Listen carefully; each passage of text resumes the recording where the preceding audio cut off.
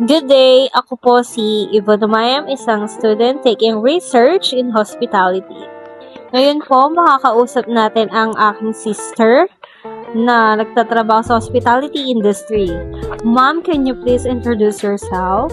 Good day, I am Giselle Masina Umayam, currently working at Zeus Coffee Philippines. I started as barista but now I am promoted as supervisor trainee and I am 2 years sa Zeus Coffee Shop.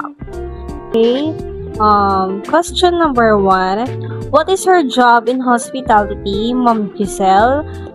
Ano po ang trabaho ninyo sa hospitality industry? So, nagsimula ako as barista sa Zeus Coffee and nagpiprepare ako ng coffee, preparing not just coffee but syempre yung pagpiprepare ng mga kailangan gamitin sa coffee, like coffee machines, i-ready namin siya, and calibrations.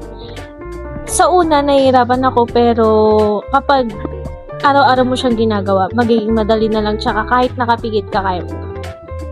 Question number 2. What are your daily tasks? Can you share po, ano ang mga daily tasks ninyo bilang barista at ngayon, bilang supervisor trainee.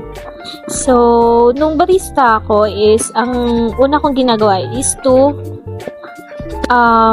checklist ako. So, kailangan namin i-maintain yung temperature ng chiller, ng display chiller, which is yung display chiller is lalagyan siya ng mga pastries and yung mga chillers na creme base, kailangan namin i-maintain. So, kailangan is pasok siya sa standard ng temperature na, yes. And then, as a supervisor naman ako, kailangan ko is first mag-zoo stock. Ang zoo stock namin is parang open forum. Like, kunyari, kung meron man nangyari kahapon, kailangan pag-usapan at hindi na magawa. Tulad ng mga complaints and everything. Like, and promotional, ayun, yung ano yung promotion namin, kailangan namin siyang ihikayat na mabenta kasi nga, yun ang aming summer promotion. As a supervisor, kailangan ko is before my duty, nag-i-inventory ako. After ko mag-inventory, magsustock ako, which is parang open forum siya sa mga barista kung ano yung mga nangyari kahapon na hindi na dapat nangyari ngayong araw na to. For example is may complaints, tapos yung mga maling punching ng mga orders, ganyan. So, syempre, kinakancel receipt namin siya. So, kailangan dapat nagre-repeat order ka. Ayun yung mga sinusustok ko sa kanila. And then, lastly, yung promotion namin, hindi namin kailangan dapat makalimutan. Nai-alok siya sa mga customer before sila umorder. And, after nun is, maglilinis, magbabackup ng mga dapat i-imbak, like mga creme base, ganyan, yung mga kailangan sa pag-operate, bago mag-operate yung store, kailangan complete lahat ng mga backups and everything and so on. So, ayun. So, on question number 3, what problems do you usually experience? Like, sa trabaho ninyo, ano po ang mga usual problems and or challenges na na-experience ninyo? So far, yung mga complaints about the drinks sa deliveries, na kulang siya lagi. So, we need to highlight all the add-ons and substitution for the milks. Ayun yung mga nakakalimutan ng mga barista namin. And for the customer service naman, so far wala kaming complaints. Lagi kaming 5-star. You can check on sa Google namin. And yun, kasi mababait yung mga katrabaho ko and talaga very welcoming sila. Kaya lang, doon lang sila nagkakamali sa deliveries, lalo na kapag madaming tao, madaming deliveries. Syempre, hindi naman maiiwasan yung missing items, pero kailangan mag-double check. Kaya, lagi ko pinapaalalahanan sa kanila na kailangan mag-double check. Kung kinakailangan kahit paulit-ulit pa yan, parang sirang plaka, is kailangan mag-double check. And sa peak hours naman namin, lahat naman ng customers namin is very understanding. Kasi usually mga students yan eh. So, very patient naman sila. Yung iba feeling entitled, pero understand naman namin is because they wanted good coffee. And syempre, kailangan din nila, parang yung iba kasi nagmamadali, ganito, ganyan. So, pinagbibigyan na namin na, sige, para walang complaints, ginagawa namin agad, yung mga ganong scenario.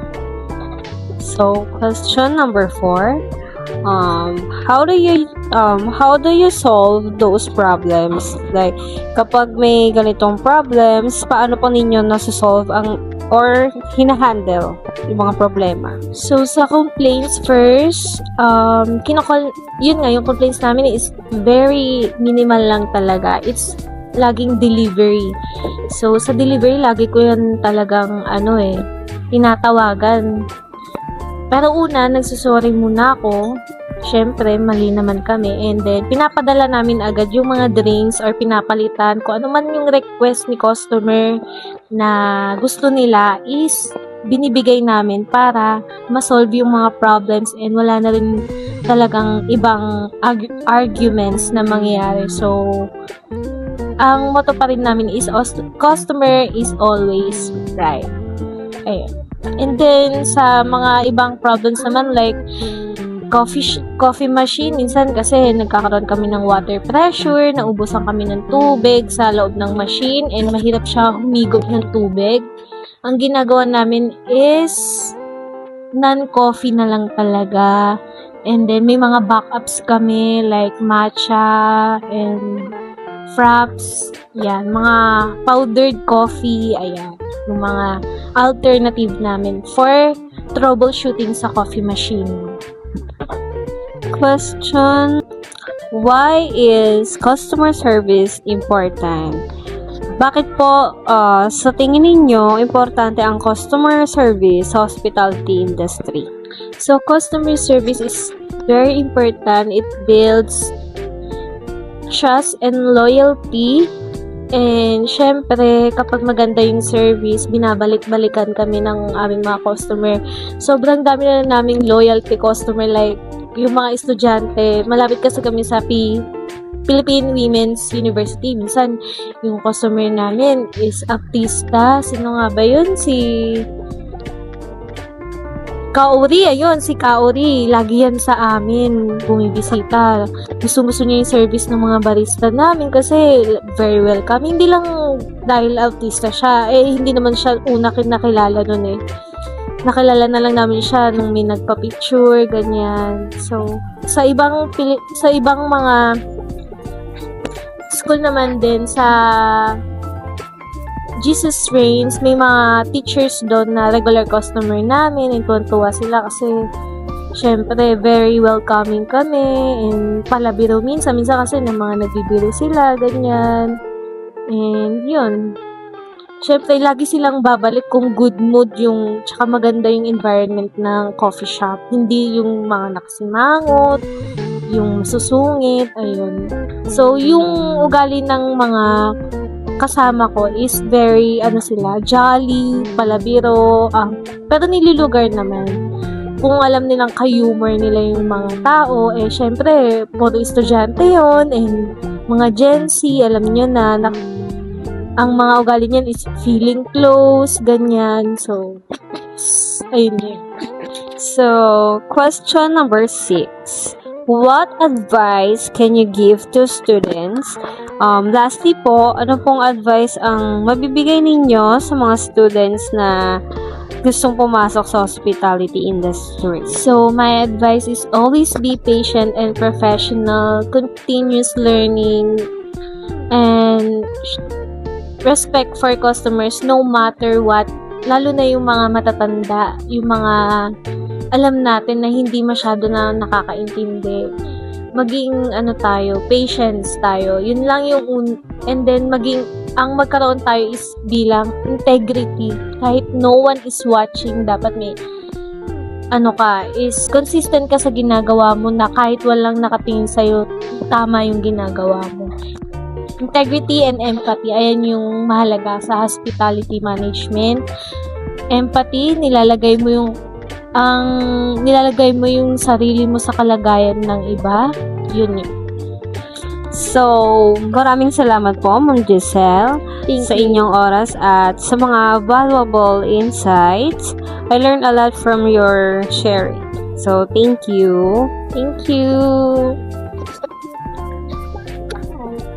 So, my reflection is, sa interview ko kay Ma'am Giselle, natutunan ko na ang hospitality ay hindi lang tungkol sa paggawa ng kape, kundi sa pagbibigay ng magandang experience sa customers. So, ang problema na nadidiscover ko ay madalas may demanding customers at machine issues. So, nasosolve nila ito sa pamamagitan ng calm communication, teamwork, at mabilis na troubleshooting. Natutunan ko rin na customer service is very important kasi ito ang nagdadala ng loyalty and good reputation sa business. So, on my research, is important sa trabaho nila dahil nakakatulong ito para maintindihan ang needs ng customers at ma-improve ang service. And overall, nakita ko na ang hospitality ay combination ng skills, patience, and professionalism. So, yeah.